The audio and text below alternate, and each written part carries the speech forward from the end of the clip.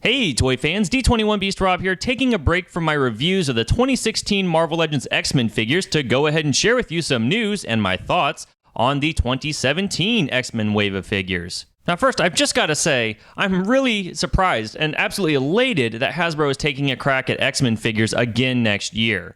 Up until this year, I thought Hasbro and Marvel's relationship with X-Men characters was colder than Emma Frost on her wedding night. But obviously things aren't as bad as they seem, so if there's a good relationship there and we can keep getting more X-Men figures, I'm all for it. So the first figure I want to talk about is what I think was the first one actually revealed at San Diego Comic-Con, and it was a bit of a surprise for me. We are getting a 1970s style Bill Sienkiewicz artwork Disco Dazzler figure. And this figure looks really cool. It is not the Dazzler I was expecting, I'll be upfront with that, but I honestly really like this figure. It's so unique and so different, so against expectations that it's really just kind of a fun figure. She's got a great sort of Farrah Fawcett hair sculpt, and it looks like we've got some fun face paint. I even like the disco ball necklace that she's wearing and the hoop earrings. She's got a microphone that she'll come with, which I think is an accessory no other Marvel Legends figure could possibly come with. And I like the way that they've sort of rainbow colored her blast effect. I think that's really appropriate for Dazzler. Now the body mold does appear to have plenty of new pieces, from the roller skates to the flares on her legs, but it also looks like we're getting some reuses on the arms, and the lower torso might even be the Scarlet Witch lower torso. But really, this is a cool looking figure, and I'm excited to pick it up when it's available. Next up, let's talk about another female X-Men character that frankly I am surprised has taken this long to finally see in figure form. We've got a Polaris. And not only that, we've got a Polaris in her more modern outfit, kind of what she was wearing in the mid to late 2000s and when she was a member of the Starjammers, and even when she returned to the pages of Peter David's X Factor here just a few years ago. Now, we can probably safely assume that Hasbro chose this particular Polaris costume because of how little extra sculpted detail they needed to come up with. They can do a lot of it in just paint deco, but honestly, it's my favorite of the Polaris costumes over the years. Yes, even beating out her 90s X Factor look, for me at least. So I'm really glad we're going to be getting this version of the character. I think the hair sculpt looks really nice. The face might actually be a reuse, I can't quite tell. She's got sort of a Scarlet Witch style crown, but it does look a little bit different. She's got Havoc's blast effects, which is kind of appropriate really when you consider their storied relationship with each other. And she's even got what appears to be a removable cape. I guess we'll know for sure once we have the figure in hand. And I love that she is not wearing heels. Next up, we've got another figure that's long overdue for some Marvel Legends treatment. We've got a classic Sunfire. Now, we did get a Sunfire a few years back. He was part of a fan poll, and we got the Age of Apocalypse Sunfire.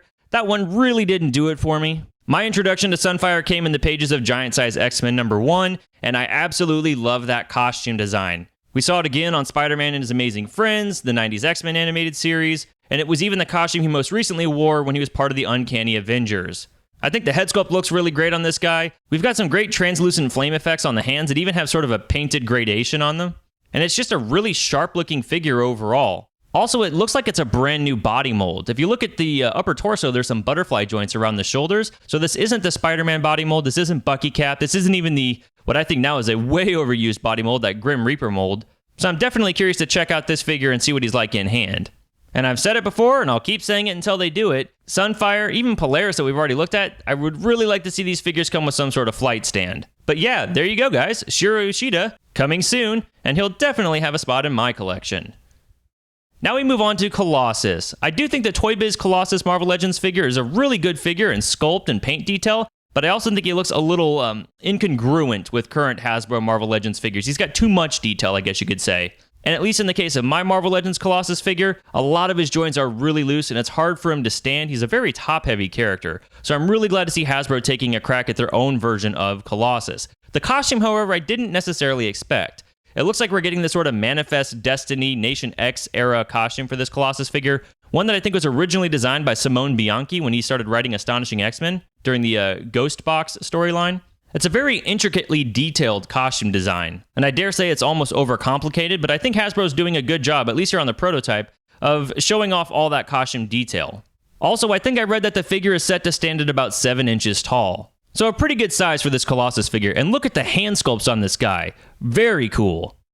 Next we come to what's probably the biggest figure in the wave, a 90s Jim Lee styled Cyclops figure. Naturally, it looks like we're getting the Bucky Cap mold for this figure, which makes sense since we've seen this body mold used at least 3 times before for Cyclops in the past. I think the head sculpt looks really great. I like the gold paint that they're using on the visor. It looks like the belt work is going to actually be a separate piece that's on the figure, so that's really great. Also, it looks like his left hand is the same sculpt we've seen in the past, so you can position him activating his visor. though I don't really remember this particular version of Cyclops ever really doing that in the comics.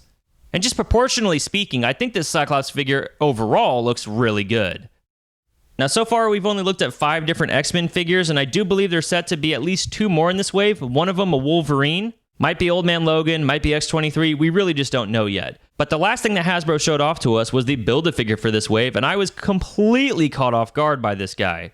We are getting a Build-A-Figure Warlock. And I think it's really great that we're getting another new Mutants character. It really kind of makes me sad that we never got that Danny Moonstar figure released from several years ago. But Warlock has tons of sculpted detail. It looks like he's going to have some sort of wash on him. I saw some photos of this figure on the convention floor, and characters like Polaris and Dazzler basically come up to his abdomen. So this guy's going to be taller than Colossus. He might even come in around 8.5 inches tall. Just a massive figure. Also, there's tons of great sculpted work on this guy. I don't know how Hasbro could possibly use any of these pieces on another figure moving forward. Now, to be honest, he's not my first choice for Build-A-Figure. I think, honestly, getting a new Apocalypse at this point might have been a better move, but I do like to see Hasbro stretching out and grabbing characters that we haven't actually seen in Marvel Legends before. Now, of all the figures that we've looked at so far, I actually kind of think I'm most looking forward to Sunfire, and maybe even leaning a little bit towards Dazzler. But let me know, guys, which one of these figures are you really excited for? Also, I want to acknowledge that all the photos you're seeing in this video did actually come from MarvelToyNews.com. That's the first place that I saw these figures announced. So if you want to go save some of these images for yourself, that's where to go, and I'll make sure that the link for that website is in the video description below. Now, we had more than just X-Men figures being announced at San Diego Comic-Con this year, so be sure to keep an eye on my channel, and I'll share my thoughts on the other figures that were revealed very shortly. Thanks for watching, guys, and I'll see you next time.